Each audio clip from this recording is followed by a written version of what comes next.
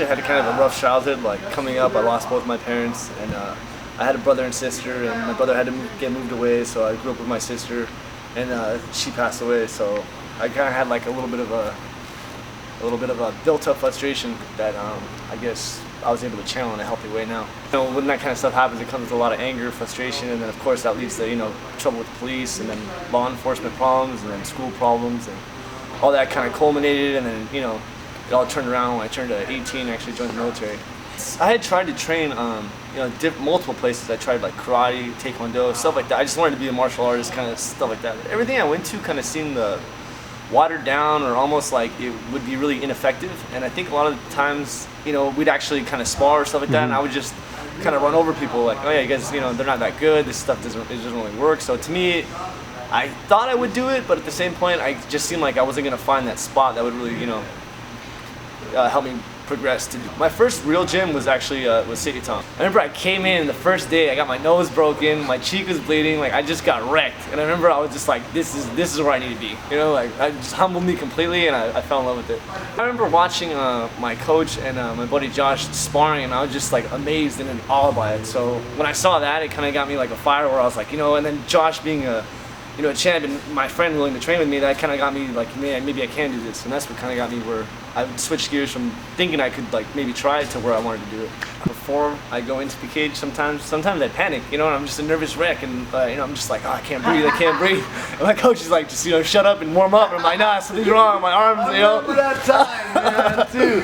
He was like, I just want to stretch. I don't want to hit pads. I don't want to warm up. Oh, shut up. We're going to hit some pads. And he was like, wow, I feel better now. And I'm like, no shit. Yeah, so sometimes it's like, sometimes I'm a nervous wreck right before the fight. And it's just, sometimes I'm okay. I'm kind of calm and I'm ready to do it. It just really depends. But regardless of how I feel before, as soon as I step into the ring or as soon as I step into the cage, that's where there's no more nervousness. There's no more, I don't feel that good. There's no more, it's all out the window because you're going to fight.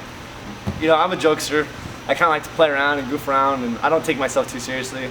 So I'm always, the one dancing or, whatever it is. So people see me like that, it's skinny kid fights. So, or like I have a buddy who's real stocky, covered in tattoos, and we're always walking like, yeah, that guy's an MMA fighter. And they always go up to him, start asking him questions, and then he's like, oh no, that's him. And they're like, what? It started off just a hobby. I wanted to do one fight, and that was it. So I did one fight, I won, I was satisfied.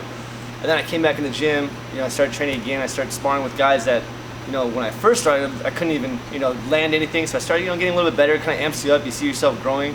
So you start to get into a little bit more, and then, hey, you want to fight again? So I fought again, and it kind of just carried on from there. Then I started going to Thailand, stuff like that, and that just got me, to the point where all of a sudden I realized, like, oh wow, now I'm getting close to where I can go pro. So it's like, it's interesting to actually think that I came that far, and like where it's all going. When I started, I calmed down a lot in the military and stuff like that, but I still had a lot of the, childhood frustration, to get out, and I still had that anger, and I had this kind of chip on my shoulder where, stupid stuff, really stupid stuff. If someone looked at me wrong, I'm like, what are you looking at? That kind of stuff. Now I just really calmly, I kind of laugh it off. I play it off. If there's something going on, I'll try to be the mediator and, stop it, whereas before I'd be the first one to try to go in there and be like, a knucklehead or something like that. And I just look at people now that do that, and I'm just like, God, I was so stupid, because it's just really embarrassing, and you don't look tough at all, you just look retarded. So, now that I actually have confidence, I think it gave me a lot of confidence in myself, where I have an inner peace where I think it reflects and people can appreciate my, personality a little bit more.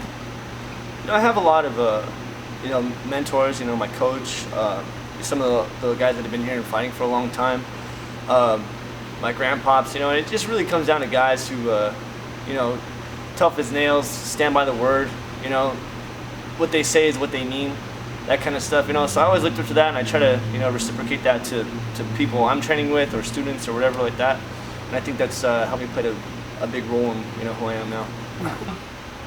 No, just, it's something that I've come to love, and it's a part of my life, and I see, sometimes I see these guys in the gym more than I see my own family, so, and it becomes where they are my family, and then I have their back, and they have my back, and they give me that sense of when I go into a ring, like, I'll die before I lose, because it's just like I feel like they're all, they all help me, they help get ready. So it's like I'm not losing just for myself. Like if I lose, I'm gonna lose.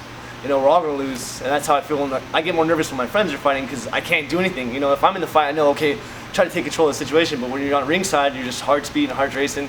So just that feeling, of camaraderie that you develop and stuff, I think it's just really something special. And I hope that people, you know, fighters or just people, you know, in general, could come and train and be a part of that. You know, so hopefully, I hope people give the sport a chance. You know.